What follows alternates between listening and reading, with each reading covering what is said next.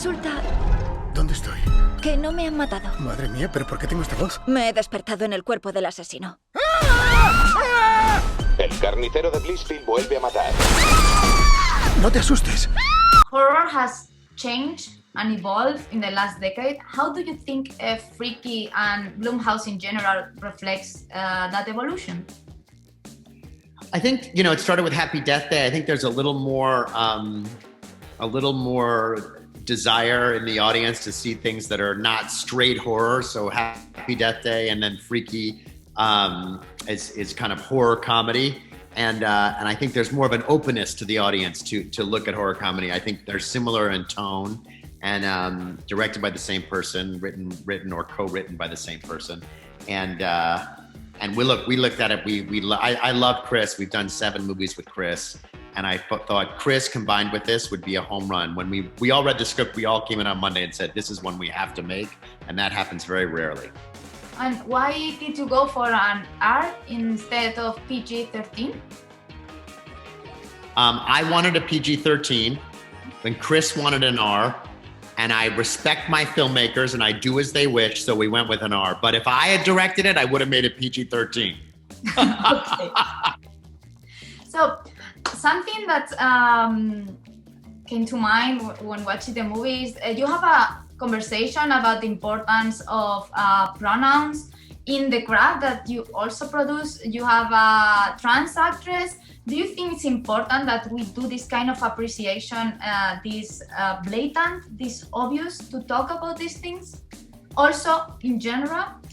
Yeah, I think it's important to talk about it.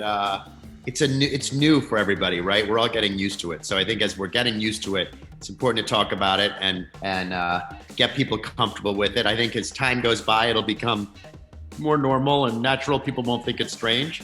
But I think for now, you know, it's people, whatever they want to be called, whatever makes them comfortable is what we should call them. So I think it's good to talk about it and get people used to using different pronouns. You know, in Spain, I'm from Spain, people are using the parts siren to announce the curfew. We have a curfew. We have to be at home at 12, 11, 12, depend of the city, until 6 in the morning, and people is using the parts siren. How do you feel about that? What do you think?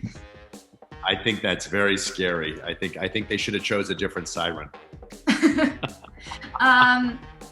If you have to body swap yourself in a character of one of your movies, who would you pick? Great question. Let's see. I would pick Bagul in Sienta. I'd like to go into the body of Bagul. You know who that is? No, maybe Bagul because of the name. Bagul. You ever see Sinister? Sinister yeah, with yeah. Ethan Hawke? Okay, it's the bad demon. He eats children. Yeah, that's a good one. Well, if you're a bad person, that's a good one, but yeah. That's who I do. If I'm a bad person, clearly I'm a very bad person. No, it's a joke, do you think it's hard to surprise audience nowadays?